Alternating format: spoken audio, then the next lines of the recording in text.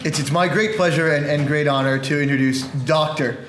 John Humphreys. And I do want to apologize to all the economists in the room. I do love your work, and I think it's a very important discipline, if not quite sharing the import of mathematics. So John Humphreys, which I believe many of you do know, I would describe him as the Batman of the Australian Libertarian movement, perhaps with less money, perhaps with a slightly less inclination to dress up in black leather in the evenings. But I mean this in the sense that we don't always see him around, but the fruits of his labor are everywhere. The Liberal Democratic Party, the Australian Libertarian Society, this conference, a lot of this comes out of work that John has done through his extremely long, dare I say illustrious, career in the libertarian movement. So we owe a lot to him, and at the very least we owe him a warm round of applause for his talk. What's the title of the talk? I don't have one. I don't have one.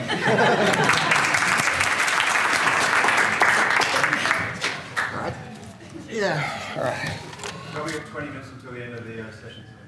All right, well, I don't know how long this goes for, so someone just keep an eye on me and tell me if I'm going for too long.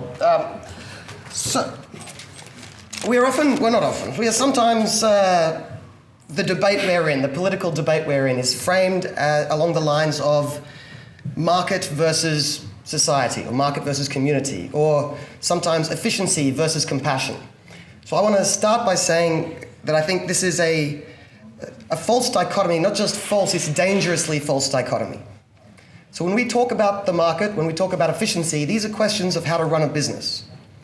Right? So that is not juxtaposed to community, that is not juxtaposed to compassion. These are different questions. So the question of what sort of community to have is different to do you like markets? So there's one question, how do you run a business? Do you follow markets or do you want political control? And that debate had about 100 years ago. It's called the Socialist calculation debate. And when the Soviet Union fell, we decided with 2020 hindsight that Hayek and Mises did win that debate after all. But most people, the Marxists aside, roughly accept that idea. That the market's better than politicians at running a business. There is another question, quite a separate question. What is the best way of running the non-businesses part of our life? Which is, I put to you, most of the important parts of our life. Right? And that question is not, should we run it like a business? Should we run it efficiently? That's a different issue. That question is, do we want a voluntary community or a politically controlled community?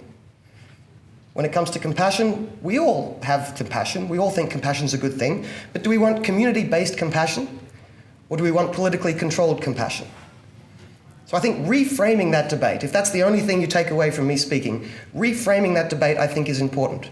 Rejecting the false dichotomy, don't allow a political debate to be based on the premise that the other guy cares and you don't. Right? We all care, it's just an issue of, do we want the society to be a voluntary society or do we want it to be a society controlled by politicians?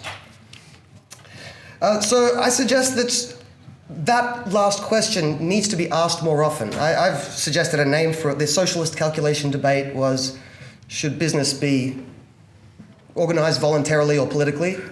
If the question is, should society be run voluntarily or politically, I suggest the name, the neo-socialist calculation debate. But regardless of what we call it, I think the debate needs to happen more often. And we need to reclaim the fact that we're all on the side of society, we're all on the side of community. We're just debating about which sort of society works better. So I think the question then is, well, how can we compare these two visions of community? I think there's a little bit of history that we can go into, if you'll allow the digression, that nicely highlights the distinction between these two visions. And this is, I call this the almost unknown history of welfare before the welfare state. A lot of people think the government invented welfare. Welfare was around long before the government nationalised it. Then the government nationalised it, and then it got worse. Unsurprising. But the history of welfare before the welfare state is not well understood. It's not well known. Most people think that what I just said there is quite silly. But when I'm talking about welfare before the welfare state, I should say I'm not talking about charity. Charity is great, but that's not what I'm talking about. I'm talking about people coming together in groups, basically pooling their risks and agreeing that in that group, if someone gets into trouble, the other guys will help them out, and girls. So this isn't just, charity is rich guy helps poor guy. I'm talking about people coming together, perhaps before they have a problem, agreeing that they will help each other when they have a problem. And that was not invented by the government.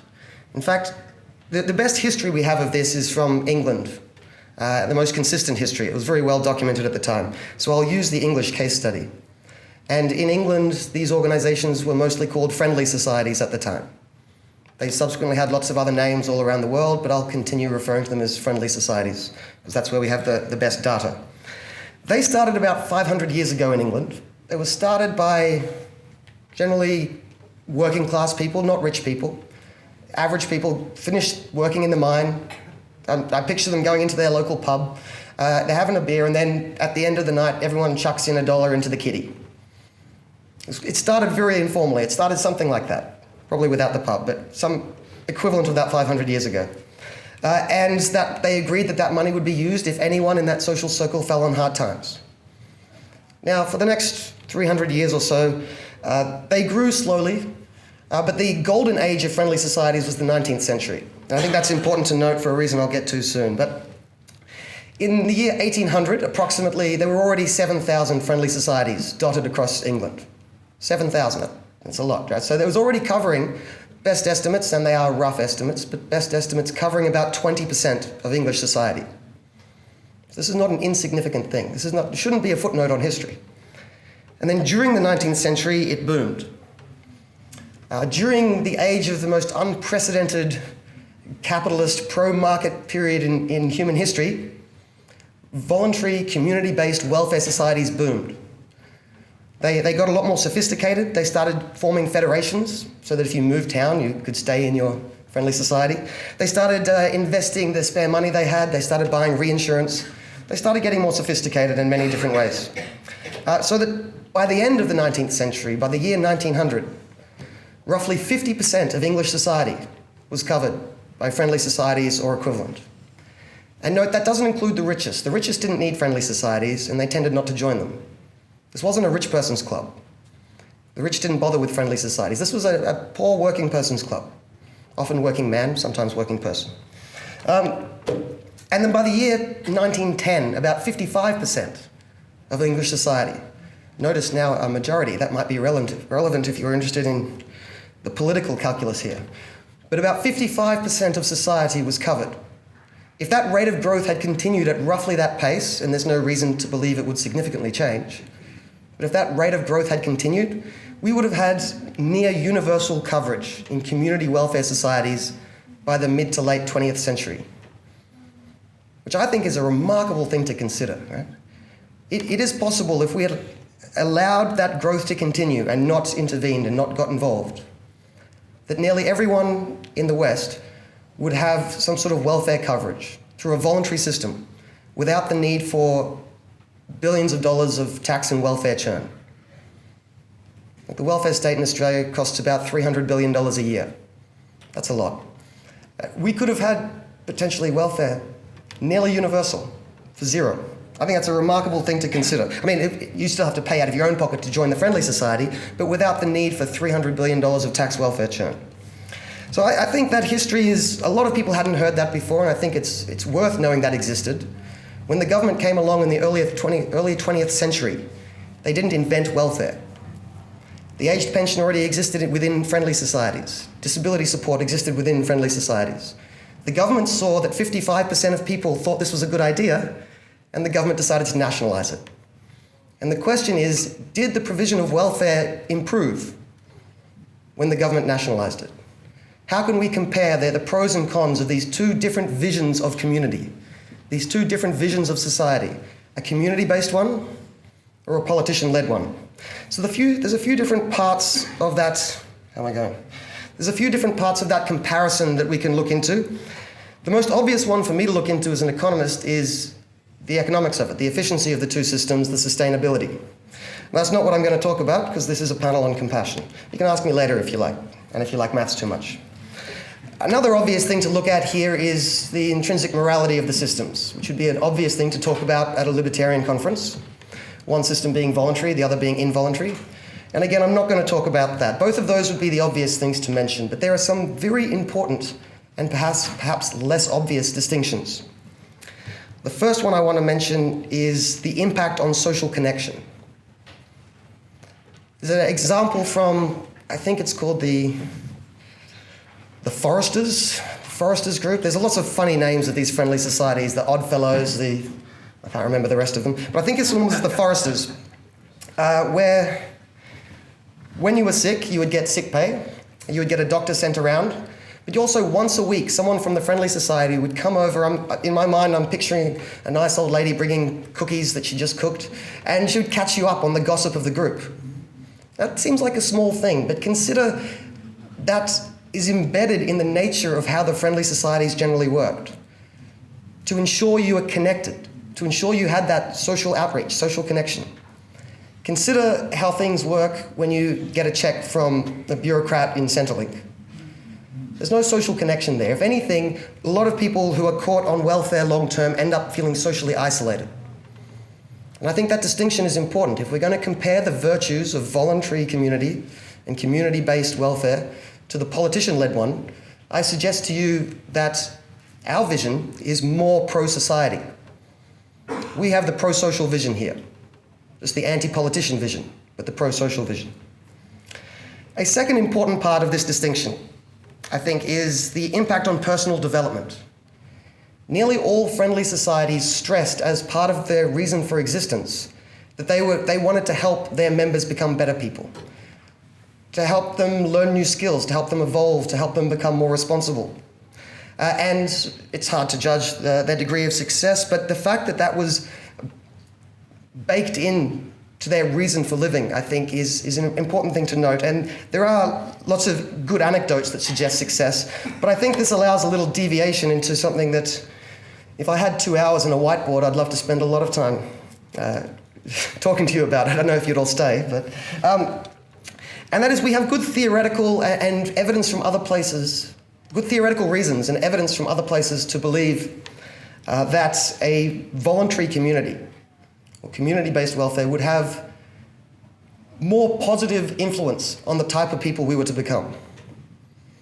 So the theory of this comes from game theory, which is, it does have a good name, it sounds fun, it gets quite mathematical, but if you ever want to try and make maths fun, do game theory. It's the less bad version of maths. Sorry, Austin.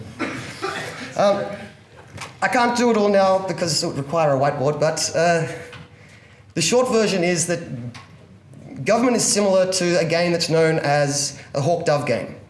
And the way to win a hawk-dove game, if you continue playing it, is to be the biggest arsehole in the room, to be unpredictable, to be a dick, to be aggressive. And that is only a sustainable game if you're forced to play it. A game you're forced to play that has zero sum or negative sum is the government. And unsurprisingly, we can notice, if you look at what theory tells us what behavior is rewarded in a hawk-dove game, it's the sort of behavior that's rewarded in war and in politics. Being aggressive, getting in there first, and being a bit of an asshole, and lying. In contrast, if you look at indefinitely repeated prisoner's dilemmas games or stag hunts, these games reward cooperation. They reward honesty above all else. They reward at least showing some concern and some compassion for the other players. You get a payoff from doing that long term. The game works better. Your cooperation leads to more benefits for you and the other person if you are honest, compassionate, and responsible.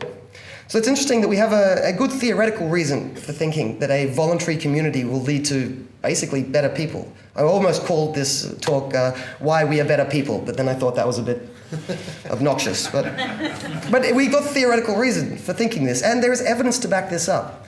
There's a wonderful book written in the US called Who Really Cares?, which goes into the detail of finding out which demographics inside America were more likely to donate to charity, to volunteer for charity, but they also had smaller metrics, such as someone asks you for directions. They're new in town, they ask you for directions.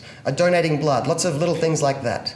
And they found consistently various attributes that were correlated with being compassionate and giving to charity.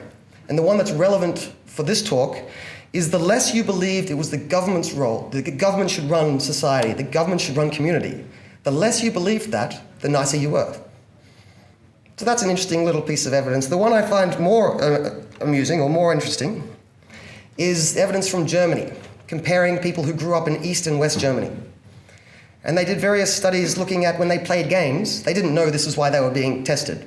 But when they played games, there was a way for them to cheat, and you could find out if they cheated.